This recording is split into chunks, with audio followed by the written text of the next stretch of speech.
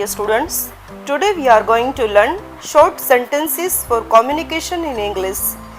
As you know very well that everyone wishes to speak in English that is useful everywhere and wherever you go. But we live in Gujarati atmosphere, so we don't listen English much in our daily life. So we have to make some small efforts ourselves to improve our English and get the fluency. And gradually you also will be a smart English speaker. So in this video I have explained short sentences from the very beginning so that you can understand it easily and you can use them in your daily communication. So let's get started.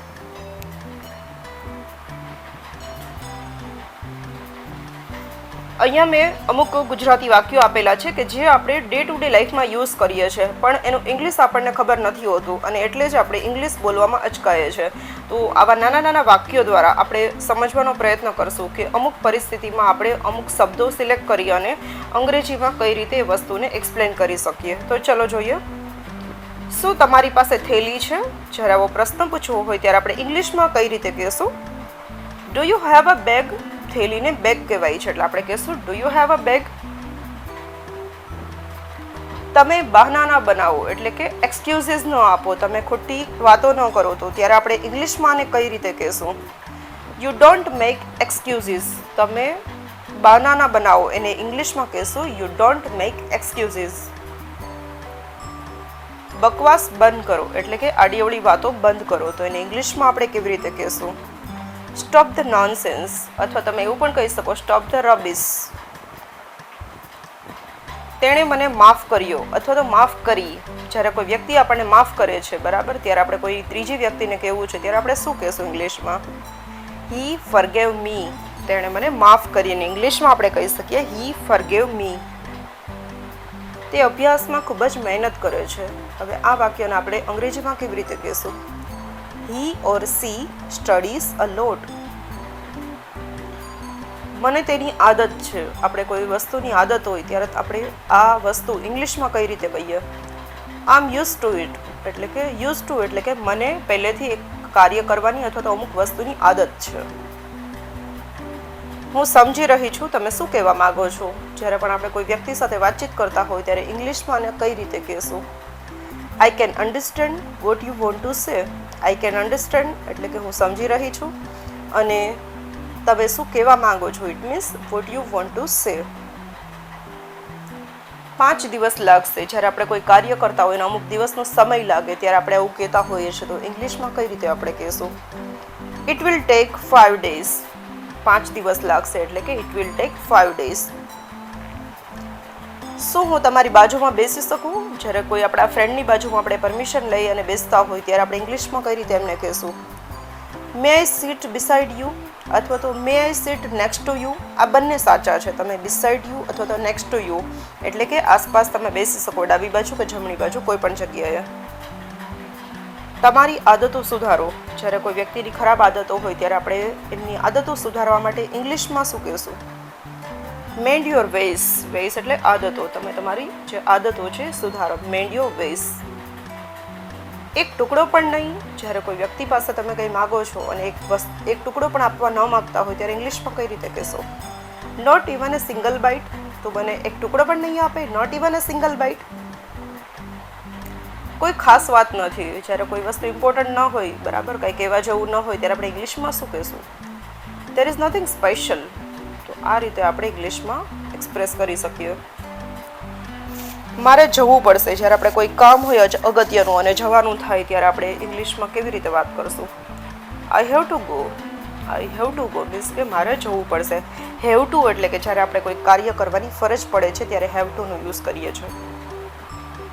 રોટલી બનાવી દો. જ્યારે આપણે કોઈને order કરીએ છીએ, request કરીએ છીએ ત્યારે ઇંગ્લિશમાં શું કહેશું? Make the chapatis. અને કદાચ એવું કહીએ રોટલી શેકી દો તો રોસ્ટ ધ ચપાટીસ. તમારી મહેરબાની. જ્યારે કોઈ વ્યક્તિનો આપણે ઉપકાર માનીએ છીએ, આભાર માનીએ છીએ ત્યારે ઇંગ્લિશમાં શું કહેશું? સો કાઇન્ડ ઓફ યુ. તમે થેન્ક યુના બદલે સો kind of you word use કરી શકો છો. કંઈક ને કંઈક. જ્યારે કંઈક ને કંઈક અલગ અલગ બનતું હોય છે ત્યારે આપણે ઇંગ્લિશમાં શું કહેશું એમને? સમથિંગ ઓર ધી અધર એટલે કે કંઈક ને કંઈક. અમે કાલે ત્યાં ગયા હતા. આપણે જ્યારે ગઈકાલે ક્યાંય ગયા હોય તો ઇંગ્લિશમાં શું કહીએ? We had gone there yesterday. તમે મેળામાંથી શું ખરીદ્યું? What did you buy from the fair? Fair એટલે કે મેળો, બાય એટલે ખરીદવું. અત્યારે સમય શું થયો છે? જ્યારે પણ તમે કોઈ રેલવે સ્ટેશન કે બસ સ્ટેન્ડમાં હોય, તમે વોચ પહેરતા ભૂલી ગયા છો અથવા તો તમારી પાસે મોબાઈલ કે વોચ નથી, કોઈને સમય પૂછવો છે, ત્યારે શું કહેશો? ત્યારે બે રીતે પૂછી શકીએ. What is the time now and what time is it નાઉ. આ બંને રીતે તમે સમય પૂછી શકો છો. કાલે તો ક્યાં જઈશ? Where will you go tomorrow અથવા તો van are you going tomorrow. બંને રીતે કન્ડિશનલ અને ફ્યુચર રીતે બંને રીતે પૂછી શકીએ છીએ. પૈસા કોની પાસે છે? Who has money. તમે શું કામ પૂછ્યું? Why did you ask. શું તમારા જોઈએ છે? જ્યારે કોઈ વ્યક્તિને આપણે પૂછતા હોય તમારા જોઈએ છે, કોઈ વસ્તુ ઓફર કરતા હોય, ત્યારે કહી શકીએ ડુ યુ નીડ ધીસ અથવા તો ડુ યુ વોન્ટ ધીસ. અટકીને ન બોલો, એટલે કે કન્ટિન્યુઅસલી બોલો, વચ્ચે વચ્ચે અટકો નહીં. ત્યારે આપણે શું કહેશું? ડોન્ટ સ્ટટર. અહીંયાથી ચાલ્યા જાઓ. જ્યારે કોઈ વ્યક્તિને આપણે મોકલી દેવાની વાત હોય કે અહીંયાથી જતા રહ્યો તમે, ત્યારે શું કહીશું આપણે? Go away from here. Go અવે એટલે જતા રહ્યો અને ફ્રોમ હિયર એટલે કે અહીંયાથી. તેણે કંઈ નથી કર્યું. જ્યારે કોઈ વ્યક્તિએ કંઈ કર્યું જ ન હોય તો આપણે ઇંગ્લિશમાં શું કહેશું? He did nothing. નથિંગ એટલે કે કંઈ જ નહીં, અને હી ડીડ એટલે કે એમણે કર્યું છે, કંઈ જ નથી કર્યું એમણે. તે હવે બદલી રહ્યો છે. જ્યારે કોઈ વ્યક્તિનો નેચર ચેન્જ થતો હોય, તમારી સાથે એમનું વર્તન બદલતું હોય, ત્યારે તમે શું કહેશો? He is Bing change. તે હવે બદલી રહ્યો છે અથવા તો એ બદલી ગયો છે. તે રસ્તામાં છે. જ્યારે કોઈ વ્યક્તિ પૂછે કે તે વ્યક્તિ ક્યાં છે અને જો એનો ફોન તમને આવેલો છે કે એ રસ્તામાં છે, તો આપણે એને ઇંગ્લિશમાં કહેશું he is on the way. On the way એટલે કે રસ્તામાં.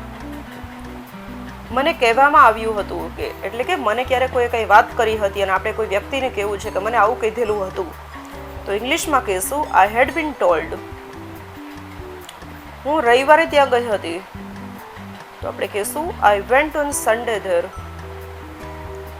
ધુમ્મસ થઈ રહી છે. જ્યારે શિયાળામાં ખાસ કરીને સવારે વહેલા જ્યારે આપણને વાદળછાયું વાતાવરણ દેખાય, ધુમ્મસ દેખાય, સામે કોઈ વાહનો ન દેખાય, એને ધુમ્મસ કહેવાય છે. તો ધુમ્મસ થઈ રહી છે, તો એને ઇંગ્લિશમાં આપણે કહેશું it is getting humid. Humid means ધુમ્મસ. મને 2 કલાક લાગ્યા. જ્યારે આપણે કોઈ કામ પૂરું કરવાના હોય અને આપણે 2 કલાક લાગે તો આપણે એવું કહેવાનું હોય કે ઇટ ટુક મી 2 hours, એટલે કે મને 2 કલાક લાગ્યા એક કામ કરતાં. Thanks for watching this video. If you like the video, like it, share with your friends and subscribe my channel for more upcoming video. Give your feedback in comment section below. How was this video for you? So thanks for watching and see you in the next video. Till then, bye bye.